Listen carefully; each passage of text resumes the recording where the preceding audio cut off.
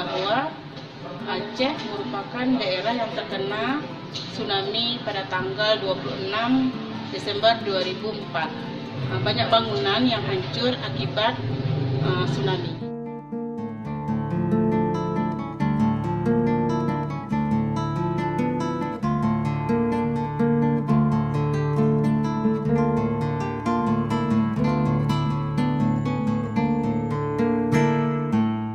Saat ini kondisi gedung-gedung yang hancur tersebut sudah dibangun kembali dengan percepatan yang sangat luar biasa.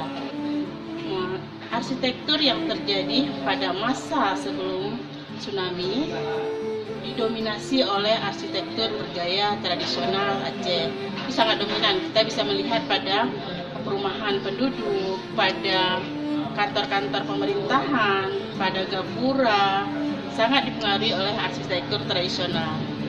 Bergerak setelah terjadinya tsunami, masuknya relawan-relawan asing tidak hanya membantu secara pembangunan, tapi juga secara arsitektur bergerak, terjadi perubahan.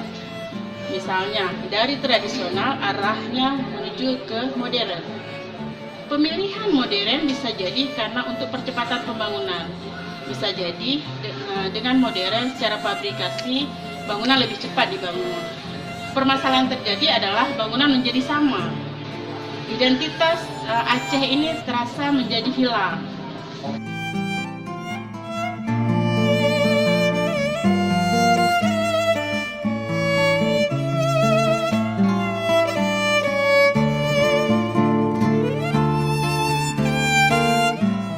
Berbicara mengenai kearifan lokal berarti kita berbicara tentang jati diri sebuah bangsa atau sebuah suku ya, yang ada di suatu wilayah. Nah ini ketika kita bedah kearifan lokal berarti kita mencari tahu apakah nilai-nilai, norma-norma ataupun keyakinan-keyakinan dan kepercayaan masyarakat itu ya masih dipertahankan atau masih eksis ya di tengah-tengah masyarakat yang bersangkutan. Mengapa identitas lokal menjadi hal yang sangat penting dalam merencanakan bangunan di Aceh adalah pada saat orang berkunjung ke Aceh, dia bisa merasakan kalau dia sedang berada di Aceh. Artinya, apa yang ada pada bangunan di Aceh, dia tidak akan pernah jumpain pada bangunan lain di luar Aceh. Sebagai contoh, Museum Tsunami yang dibangun pasca tsunami merupakan karya besar dari Bapak Ridwan Kamil yang merupakan perpaduan antara unsur tradisional dan modern, di mana mengangkat filosofi rumah tradisional Aceh pada struktur panggung, juga pada fasad bangunan untuk mengatasi iklim di Aceh. Di mana fasad ini sendiri merupakan filosofi dari tarian saman yang mengikat satu sama lainnya. Artinya adalah persepsi bahwa bangunan arsitektur tradisional itu adalah hal yang kuno terbantahkan melalui karya Ridwan Kamil yang sangat monumental ini.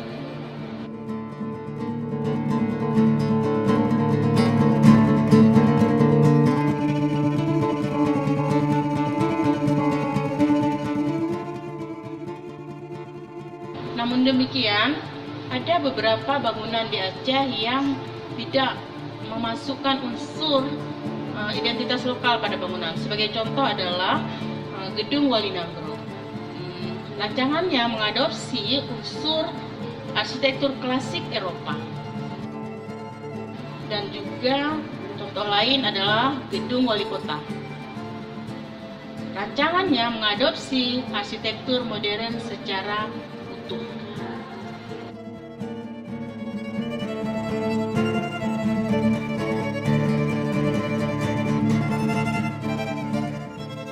Ya memang cukup sangat bagus ya, di mana gedungnya sangat besar, namun gedung tersebut sudah memenuhi belum nilai-nilai kearifan lokal. Nah ini perlu sikap yang bijak kita masyarakat Aceh, pemerintah juga oleh negara sendiri dalam menggali nilai-nilai kearifan lokal untuk diterapkan.